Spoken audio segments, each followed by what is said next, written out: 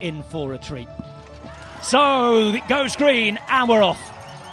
The sprint to the line for the first time, and it's that power, that punch of Lars van der Haar who wins the sprint for the first corner. Of the USA, 19th in the world at the minute, but it's the man who occupies rank number 4, number 1 in Europe, Lars van der Haar. On his wheel, Toon van den Bosch. And the Alpecin riders have had a good start, haven't they? 2 of them up in the top 4 or 5. See that Thibaut Nees has moved up as well. Nothing to separate most of the riders for the minute, but look at Isabit already using that explosive power. Van den Bosch follows. There's Suter. Now you have Thijs Aerts. Thibaut Nees has made a good start on the wheel of Suter there. Van Toerenhout is just behind him. I love so that. We go with a big group coming up together. We've already seen little gaps. 7:10 for lap 1. They've taken a flyer, led by Eli Iserbyt, the winner here last year and the reigning World Cup champion, with the next generation showing off. He's on his own in terms of maybe seniority here with all the victories he's had. He's on his own on the track at the minute as well. Look at that, there is a bit of a gap that's opened up over the first half of this second lap, and he continues to pile the pressure down. You're talking just a handful of seconds to Van den Bosch, Van der Haar, Nees, Van Toerenhout and Suter. And then the next group coming across, led by Van der Putte.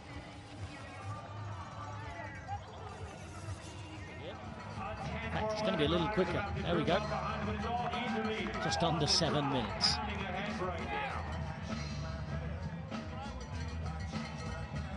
And it's a gap already, almost 10 seconds. 9 seconds, in fact, exactly, to Van der Haar, Van den Bosch, Nees and Van Toerenhout, with Suter, Sweeck and the rest coming up behind. And confirmation that this will be a 9-lap race today. A flying start making it so. 9 laps in the opening round of the World Cup. A 5-second swing from Iserbyt to Sweeck over the first half of this course, and now we're seeing the riders start to come into the shot just as Iserbyt goes out of it. Before we were having to pan back to a place further down the course, weren't we? It was 9 seconds at the end of lap 2. It was, where are we?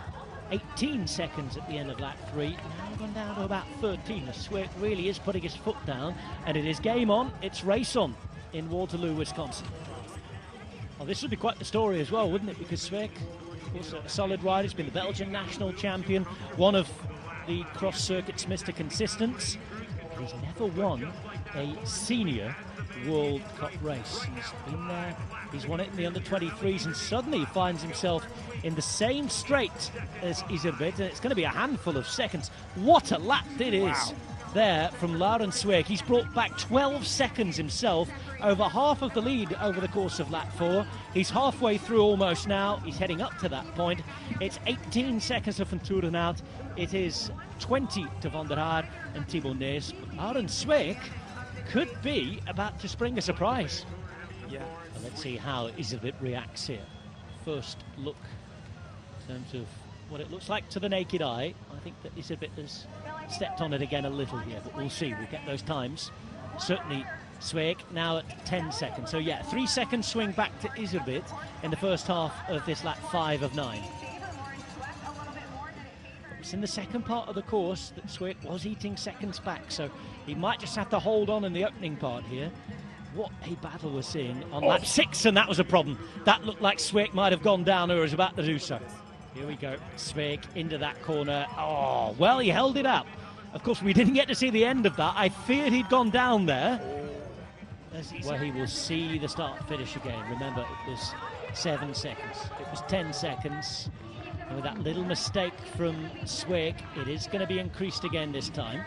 But what is it going to be? Time to time the gap. So 2 lap victories there for Iserbyt.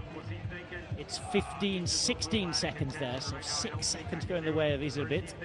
Sweeck still at 16, and here comes the next group led by Van der Haar, riding up Trek Hill on a trek. Dad's here looking on, we know that.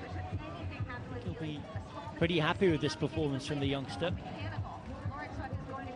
Chance to aim for the podium.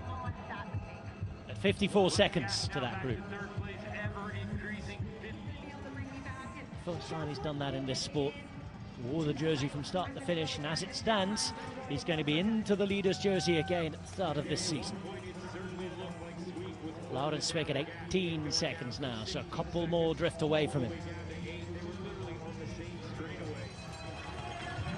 After that attack brought back, the bell rings in the meantime at the start-finish line, because almost 55 minutes in, Eli Iserbyt has 3 kilometers to ride. He's in the lead by a comfortable margin now, and he's just got to hold on to it. Here comes the closest challenger. Remember, he got it to within 7 seconds at one stage, but it's drifted, and continued to drift. It's a 25-second gap now to Laurens Swick, who has to pray that something happens out here that puts Iserbyt out of the game, because Iserbyt on the course has gone away, ridden away, and is on his way to winning yet again in Waterloo, Wisconsin.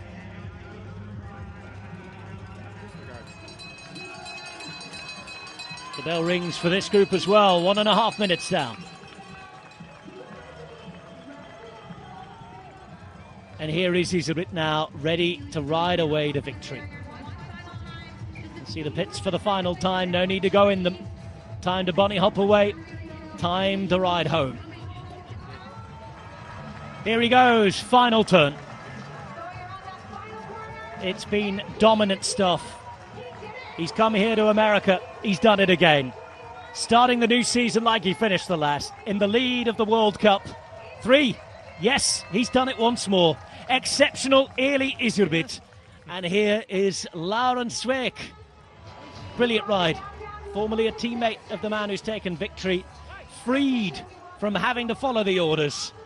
We expect him to be a feature and a factor as we continue this 14-round World Cup season. It's half a minute from Iserbyt to his former teammate, and here we go. The racing's on, and look at this, Lars van der Haar putting the power down.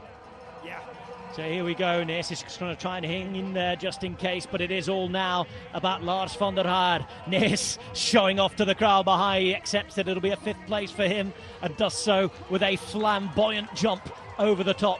There's Ventura now. He has been worked over. There will be a Trek rider on the podium. Brilliant stuff from them as Van der Haar takes 3rd. 4th to Ventura now. And look at this. Showboating stuff from the big name. Only 19, but he's here to mix it with the best. Thibaut Nes in 5th. A superb performance in the elites for him. His teammate Ron Haar in 6th place. As we move down to the rest. We haven't seen them since opening laps, have we? Dan Suter in 7th place.